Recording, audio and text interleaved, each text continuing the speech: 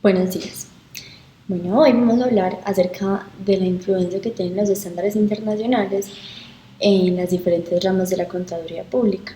Como bien sabemos, esto es algo que se ha venido implementando hace algunos años atrás, gracias a unas necesidades que se empezaron a ver por parte de los inversionistas de las empresas. Entonces, para poder entender eso, nos podríamos ir hacia más o menos 1947, cuando empezó todo esto de los estándares internacionales. ¿Por qué surgieron? ¿Por qué se vino a dar esto? Bueno, resulta que todo esto comenzó ya que se estaba dando un mal manejo de la información en las diferentes ramas de la contaduría pública. Se estaba dando una crisis de confianza y todo eso también era gracias a la llamada contabilidad creativa que existía en las empresas y que incluso hoy en día también puede que eso siga surgiendo. Todavía no se está exento de esto. Entonces, todo eso empezó a fisurar el modelo económico. Al fisurar el modelo económico, obviamente las empresas no seguían teniendo las mismas utilidades que tenían anteriormente. Entonces, lo que empezaron a hacer los inversionistas, los dueños de capital, fue empezar a pensar cómo podrían hacer que eso no ocurriera, cómo evitar esta gran crisis. Y lo que hicieron fue implementar estándares que les permitiera hablar en un mismo lenguaje, homogenizar toda la parte contable, financiera, que todos se comunicaran bajo lo mismo y que no se fisurara el modelo económico gracias a este gran problema que estaba pasando.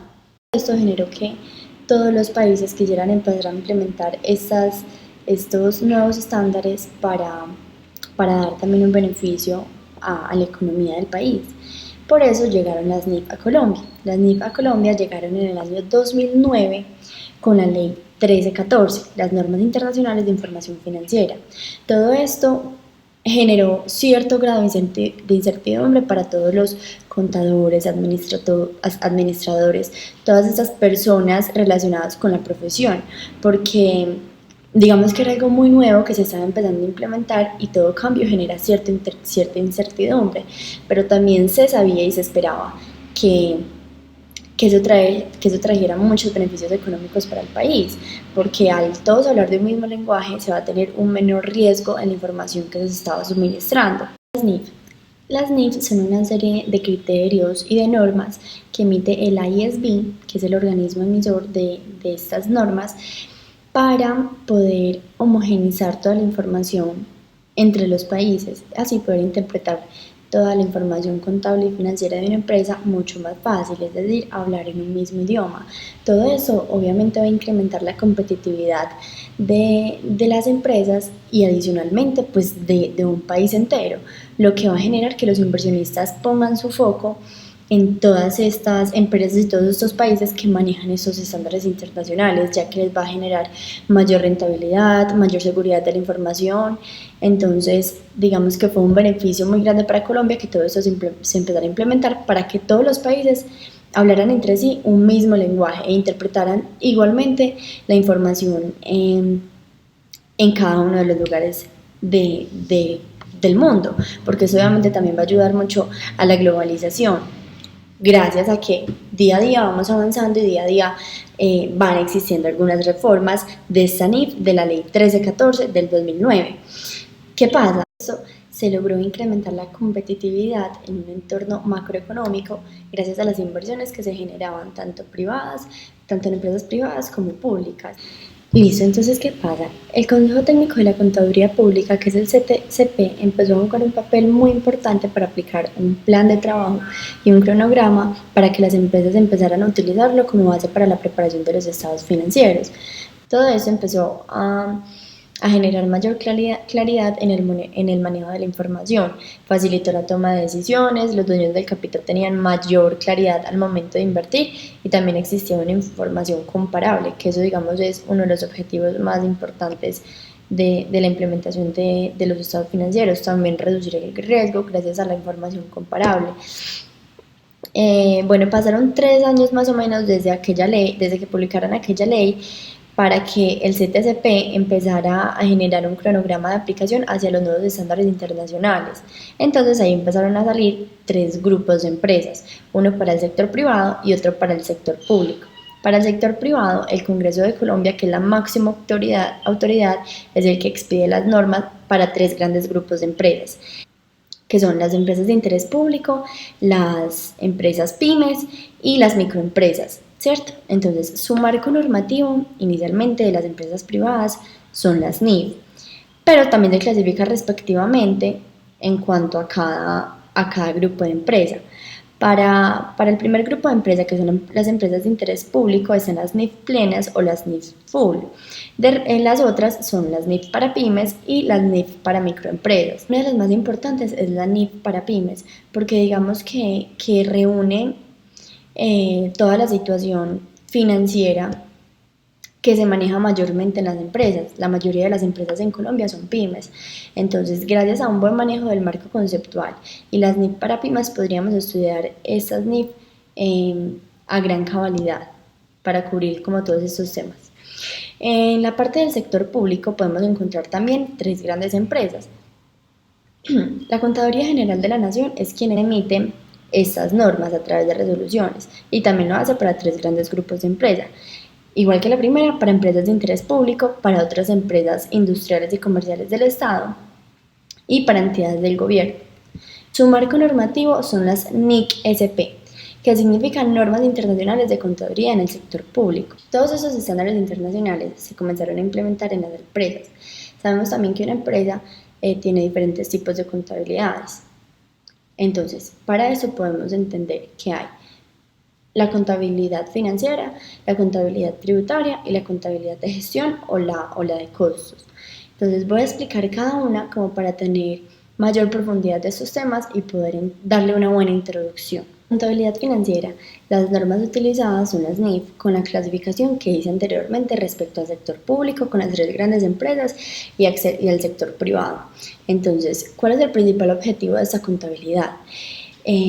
Esta contabilidad tiene una responsabilidad muy grande ya que es una de las más importantes en las empresas, es la que le da la posibilidad también de que las otras surjan.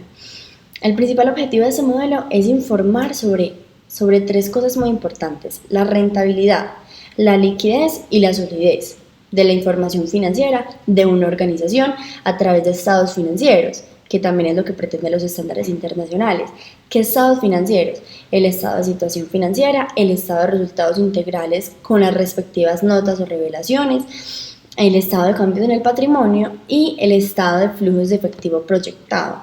Aunque normalmente tenemos en cuenta de que el estado de resultados integrales es uno de los estados financieros más importantes en la compañía, en realidad se viene implementando, gracias a las NIF, que los estados de flujo de efectivo sean proyectados, lo cual deja un panorama muy importante en todas las empresas, ya que tenemos un estado con un análisis de años anteriores y lo que esperamos. Y eso creo que es muy importante también al momento de que los dueños del capital vengan a invertir en las empresas, ¿cierto? Otro objetivo de la contabilidad financiera, por eso digo que es tan importante, es evaluar la gestión de la información, la rendición de cuentas y tener un gran control de la información. Entonces, ¿qué tipo de usuario maneja la contabilidad financiera? Maneja usuario interno y usuarios externos. Los usuarios externos en este caso son los inversionistas. Y el enfoque de esta contabilidad es global. Entonces, su objeto de costo son los productos o servicios. Ya vamos a pasar a hablar de la contabilidad tributaria. Entonces, la contabilidad tributaria, la norma que maneja es el estatuto tributario. Y ese estatuto tiene relaciona como tres tipos de impuestos. Uno que es a nivel nacional, otro que es a nivel departamental y otro que es a nivel municipal.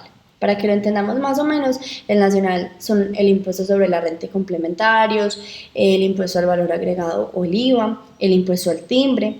Uno de los más importantes departamentalmente, porque obviamente no los estoy reuniendo todos, es el impuesto al consumo, el degüello de ganado mayor, el impuesto de los vehículos, que eso también se debe pagar anualmente, y el municipal es el ICA y el predial. Su principal objetivo y por lo que esto se basa es por el recaudo de impuestos, que también es muy importante para el Estado porque es su único ingreso económico.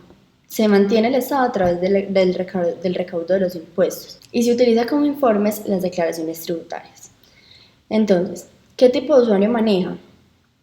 Pues es muy parecido a la contabilidad financiera porque maneja usuarios internos y externos como la Secretaría de Hacienda, la DIAN y todas estas entidades reguladoras. Al igual que la financiera, su enfoque es global y tiene como objeto de costo los productos y los servicios. Como último tema vamos a hablar sobre el tercer tipo de contabilidad, que es la contabilidad de gestión. No existe alguna norma que la rija, así como en las dos contabilidades anteriores, ya que existen modelos económicos, indicadores financieros, todo eso que ayuda para tener un mayor control y una mayor regulación en las empresas, todo lo que le da un valor económico agregado. Entonces, a través de indicadores financieros por los cuales podemos alcanzar el objetivo, el mayor objetivo, que es generar valor para la organización a través de una muy buena planeación tributaria, podemos llegar a escalar mucho en alguna empresa que podamos asesorar, administrar. Entonces es muy importante que un contador sepa muy bien de contabilidad de gestión. Entonces, tienen determinados informes, tantos informes como necesitemos, tantos informes como veamos apoyos en ellos para tener un buen registro en la empresa, un buen análisis hacia el futuro.